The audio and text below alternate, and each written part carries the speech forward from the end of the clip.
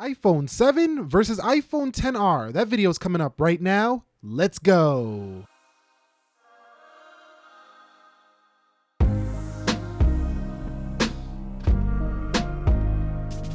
So what is up, guys? Nick here, helping you to master your technology, and welcome to the iPhone 7 versus the iPhone XR. Now, let's get right to the thesis of this video. I'm going to be talking from my experience using both of these, as you can trade the iPhone 7 in right now.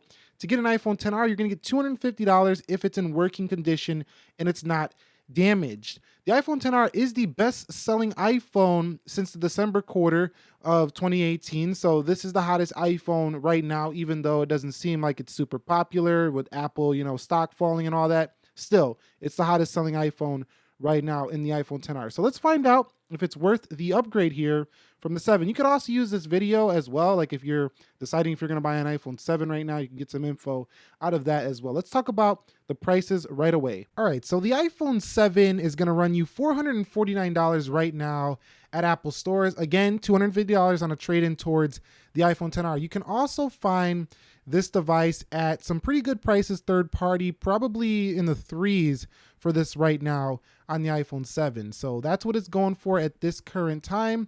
It is going to come down as the year goes on as well. So keep an eye on it. If you are looking to get one later this year, it will be coming down as well. So the iPhone 7 right now, pretty good value for money. Let's talk about the iPhone XR's pricing structure. Okay, so when it comes to the pricing structure of the iPhone XR, this one's going for $749 US, depending on where you're at. It could be more, could be less, but you can trade in devices for that. So it's about an $800 phone with taxes. That's a 64 gigabyte. It's going to be a little bit over with those taxes. So if you go for like a 128, the 256 gig, this is a 256 gig, by the way.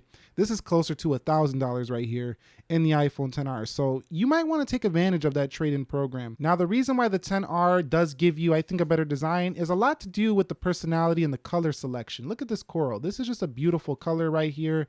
I think it's the second best color next to the product red. Some will disagree. Some will say the coral is the best color. Some people don't like any of the colors and they like the white and the black color, but they still got you covered there with those. Rose gold was nice though. You didn't see a rose gold come here with the iPhone XR. It would have been nice to see a rose gold. So I do think the design on the front looks a lot more modern, up to date with the times. Although some people do like the Touch ID that came with the iPhone 7, the iPhone XR just looks futuristic in comparison to this device, but it also gives you that single camera on the rear. Yes, it does give you a bigger bump, a little bit thicker, but at the same time, it still has a much better camera. We'll talk about that later. No type of antenna lines at all due to the glass on this phone, so it's just, to me, a cleaner looking phone. It is thicker and bulkier than the 7, which is a thinner and lighter phone, but still, overall, I'm giving the design to the iPhone XR in my experience. So I want to brush on build quality a little bit. The iPhone XR just feels a lot scarier to use, mostly because it has a glass back, and we know what happens if you drop a glass back. So you basically have 2 times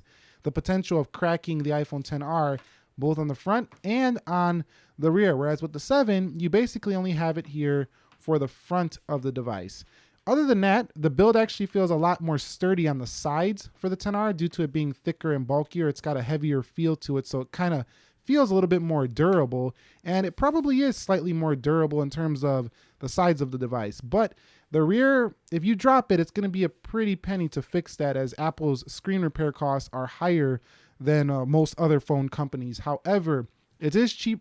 However, it is cheaper to fix than, say, if you drop a 10S or a 10S Max, for example. All right, guys, so moving on to display, talking about, this is going to be a pretty easy one. 326 pixels per inch here for the iPhone 7. That's a pretty sharp resolution on a 4.7 inch panel. It's not 1080p or anything like that. So it's not, like super sharp, but it gets the job done for most people. And I don't think anybody really had an issue with this display right here. I did like 16:9. It was a standard aspect ratio. You didn't have to pinch the zoom when watching YouTube videos or anything like that. And I also like that the iPhone 7 had 3D touch, which goes away for the iPhone XR. So the iPhone 7 also got plenty bright in my use case. I never had an issue with the brightness. Okay, so when it comes to display on the XR, it kind of has this feeling that it's brighter, and I think it is a little bit brighter in my use, but having more display at a very high brightness makes this just feel like it's a better display because you have more real estate. So automatically your eye just kind of feels like it's a better display, even if it's the same resolution, because there's just more to look at. There's more screen. It just gives you that impression. So right off the bat, I think you will be like, wow, this is a nice display, even though it's just LCD. And it's not going to be troublesome whatsoever coming from an iPhone 7. You will miss 3D touch. If you did use it a lot, I do think you're going to miss that. They do have this little haptic feedback vibration, whatever. It's still not 3D touch. It does feel nice. It works, but it's not 3D touch. So 3D touch is gone here. In terms of resolution, I think at this size display, it would have been nicer to have a higher resolution, but it's not here for the XR. However, if you're an iPhone 7 user, this is easily worth the upgrade because you're not downgrading. You're not going backwards in technology here for this panel. The notch is a little bit bigger than the one on the iPhone 10, 10s, and 10s Max. And the bezels are a little bit thicker than those phones. But again, you'll get over this. You won't even really notice it. There's still a drastic decrease from the bezels on the iPhone 7. So big upgrade here in the display, at least in terms of the screen real estate you get 6.1 inches. And overall, in my experience, I would have to pick the XR all day over the display on the iPhone 7. Okay, so I want to talk a little bit about unlocking. With the iPhone 7, we do have Touch ID. So you can use your finger, obviously, to scan, and it basically works all the time. I don't care what scenario you're in, except for maybe when you have greasy fingers from eating your French fries. Other than that, the iPhone 7 gets the job done when it comes to the fingerprint sensor. It works every time. You don't even have to look at it. You can close your eyes, put one hand behind your back, use your other hand, unlock your phone with one thumb. So this phone works every single time.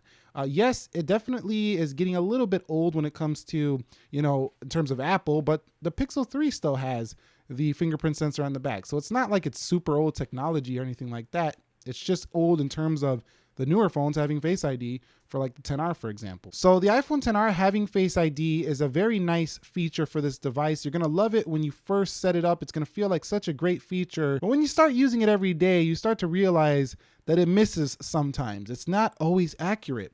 And that can be annoying sometimes. It takes away from the practicality of a phone when you just pull it out and it opens. So sometimes you're gonna shake your head, roll your eyes in the back of your head and say, what are you doing, XR? It's going to frustrate you a few times. So Face ID is not perfect, but what you will like is how it authenticates with applications. I will take Face ID over Touch ID in this case just because I like the all-screen display. I think it's worth that trade-off right there. But for some people, just know that coming from the 7 to this, it's not going to be quite as fast as what you've seen with Touch ID, but it's still going to feel like a much more modern way to unlock your device. And sometimes it's going to be useful. Like if you got gloves on, for example, you can't use your fingers on the display. All you can do is look at it and it will unlock. So when it comes to the iPhone 7, this thing actually operates very nicely in terms of the software. So we have the classic way of operating iPhone here, but I like how you could pull the control center down from the bottom. I missed that coming to a XR, so I think you will too. We'll talk about how it changes. Bringing down the notification tray is simple as ever. It's classic iPhone. It's just really easy to use. When it comes to software, on the iPhone XR, it changes up quite a bit. You go to a gesture-based navigation system here, swipe up to go into your applications like so. Is it worth the upgrade from the 7? And I think yes, because the iPhone XR feels much smoother and faster with that newer way of operating. The animations look quicker and applications are just more enjoyable to use. So I would say yes, the iPhone XR definitely worth the upgrade when it comes to its software navigation.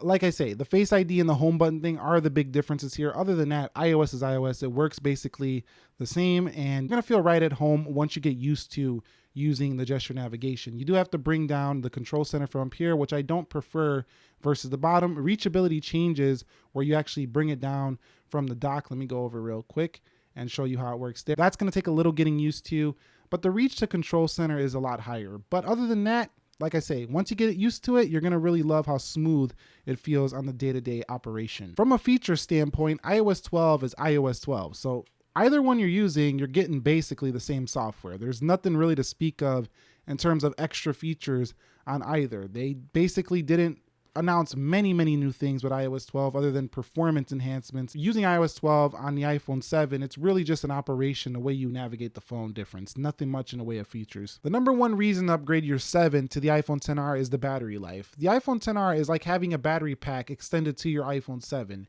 The iPhone 7 definitely needs to be charged at 6, 7 o'clock in the afternoon or in the evening.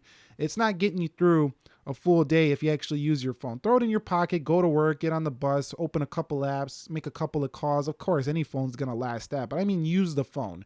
Go out and take pictures. Use it for navigation. Use it. Just use the phone. The 10R is just taking the iPhone 7 to school. We don't need to talk much more about it.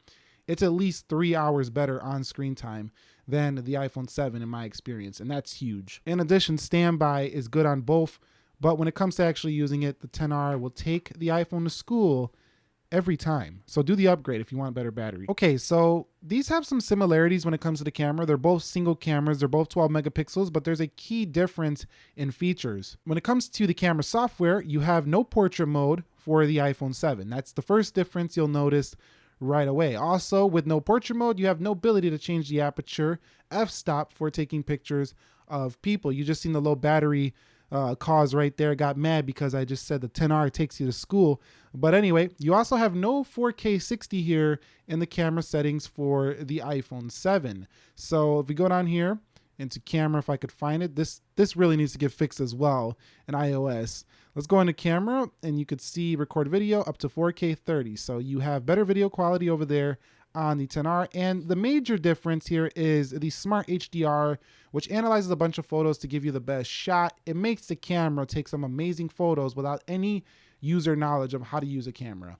The high dynamic range here on the iPhone 7 works well, but nowhere near like that Smart HDR AI built into the 10R. So the camera all around is a beast for the 10R. You will notice in purchasing your 10R though that you don't get dual cameras like the bigger brother or even the 7 Plus. So if you're watching this and you're on maybe a 7 Plus, for example, that phone definitely gives you better battery life. But there's your portrait mode. Here's your f-stops I was talking about right here. Gives you natural contour, studio light, and the front camera is also a better shooter as well, as from what I've seen from the iPhone 7. So all around, coming from a 7 in terms of camera is an upgrade to the 10R. It's definitely noticeable and something that you should put on your list of the best reasons to upgrade from the 7 to the 10R. Even though there's no dual camera, it's so much better in terms of just the single camera shots when it comes to especially dynamic range and just knowing what to do without the user having to do anything.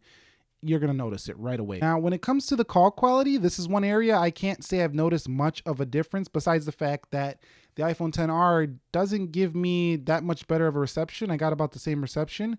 It does give you better speakerphone calls. So louder speakers makes the speakerphone louder when you toggle that feature on. Other than that, I really had no issues with either here. Yes, you do have Intel modems on here, Qualcomm on the iPhone 7. So that could play a difference in rural areas that are not, major cities and stuff like that. But in my experience, I really haven't had an issue with using the 7 or 10R when it comes to phone call quality. You do receive Bluetooth 5.0. What does that mean? That means your stuff's going to connect more reliably and quicker on the iPhone 10R versus the iPhone 7. It's a little thing, but it's related to audio because you're going to be using your headphones much quicker. Well, not much quicker, but slightly faster than what you'll experience for the iPhone 7. But the big difference is the speakers are just louder. They're actually much louder than the dual speakers in my experience on the 10R. So people who like to listen to audio that comes directly out the phone, you're going to like the jump from the 7 to the 10R. So that's another good reason that I would tick off as a reason to go from your 7 to the 10R. So we've arrived at the conclusion. The iPhone 7, you could trade it in right now for $250 on a 10R. Is it worth it at this point? It's early 2019. We're actually only about, 8 months away from an all-new successor to the iPhone 10R. If you have an iPhone 7 and you're having terrible battery life, I actually had to change the battery on the 7 for massive battery drain. Go to the 10R right now. Don't even wait. It'll be worth it for you if you want to stay in the iOS ecosystem. If you're dying for better camera, go to the iPhone 10R. You'll be very happy. If you're coming into this just because you're like, oh, it's got an 812, it's faster, you're not really going to care too much about that. You're going to feel like the iPhone 7 was just fine for you. If your 7's working fine for you, basically, the 10R is not a must upgrade. But if you're thinking about getting a new iPhone from your 7, I think it's worth that upgrade. Definitely, the iPhone 7 is a pretty good buy right now. But the 10R, in my experience, has easily improved on the 7 in enough areas, pretty much every category, that it's really no contest here between them. So I hope that helped you make your decision on trading in your iPhone 7 for the iPhone XR. If you guys found this video helpful, entertaining, informing, click the like button for me. If you're new here, consider subscribing for more. Nick here helping you to master your technology. Be sure to be well. I will catch you all in the next episode, and peace.